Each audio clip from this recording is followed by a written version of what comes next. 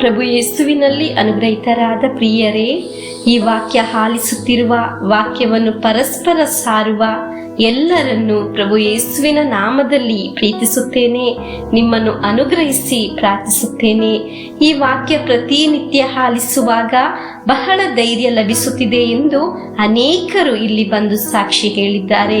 ಪ್ರಭುವೇ, ಈ ವಾಕ್ಯ ಆಲಿಸುವ ಎಲ್ಲರನ್ನು ಅನುಗ್ರಹಿಸಿರಿ. ಇವರ ಎಲ್ಲಾ ಕಾರ್ಯದಲ್ಲೂ ದೈವಿಕವಾದ ಒಂದು ಪರಿಪಾಲನೆ ಉಂಟಾಗಲಿ. ದೇವರು ನಮ್ಮನ್ನು ಸಮೃದ್ಧಿಯಾಗಿ ಅನುಗ್ರಹಿಸಲಿ. ಇಂದಿನ ದೇವರ ವಾಕ್ಯ ಧರ್ಮೋಪದೇಶ ಕಾಂಡ 29ನೇ ಅಧ್ಯಾಯ 5ನೇ ವಾಕ್ಯ. 40 ವರ್ಷ ನಾನು ನಿಮ್ಮನ್ನು ಮರುಭೂಮಿಯಲ್ಲಿ ನಡೆಸಿಕೊಂಡು ಬಂದಿದ್ದೇನೆ. ನಿಮ್ಮ ಮೈ ಮೇಲಿದ್ದ ಉಡುಪಾಗಲಿ ಕಾಲಲ್ಲಿದ್ದ ಕೆರವಾಗಲಿ ಸವೆದು ಹೋಗಲಿಲ್ಲ.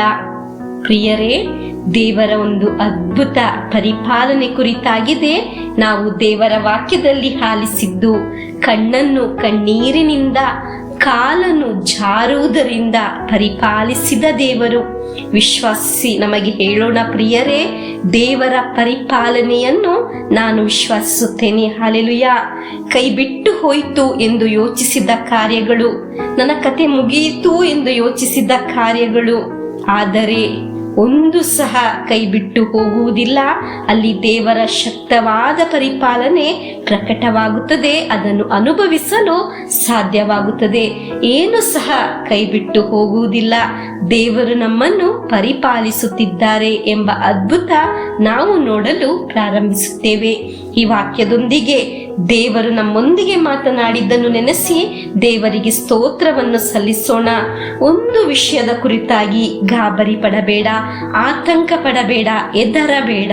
ಜೀವನದಲ್ಲಿ ಮರುಭೂಮಿಯ ಪಯಣವೇ ಆಗಿರಬಹುದು, ಯಾವುದಾದರೂ ರೀತಿಯ ಸಮಸ್ಯೆಯೇ ಆಗಿರಬಹುದು, ಸಂಕಟವೇ ಆಗಿರಬಹುದು, ಒಂಟಿತನವೇ ಆಗಿರಬಹುದು, ಅನಾರೋಗ್ಯದ ಅವಸ್ಥೆಯೇ ಆಗಿರಬಹುದು. ವಿಶ್ವಾಸಿಸಿ ಹೇಳೋಣ ಪ್ರಿಯರೇ, ದೇವರ ಪರಿಪಾಲನೆಯಲ್ಲಿ ನಾವಿದ್ದೇವೆ. ದೇವರಾಗಿದ್ದಾರೆ ನಮ್ಮನ್ನು ನಡೆಸುತ್ತಿರುವುದು. ಹಲ್ಲೆಲೂಯಾ. ದೇವರು ನಡೆಸುವ ಶುಶ್ರೂಷೆಯಾಗಿದೆ ಈ ಡೈಲಿ ಬ್ಲೆಸ್ಸಿಂಗ್ ಶುಶ್ರೂಷೆ.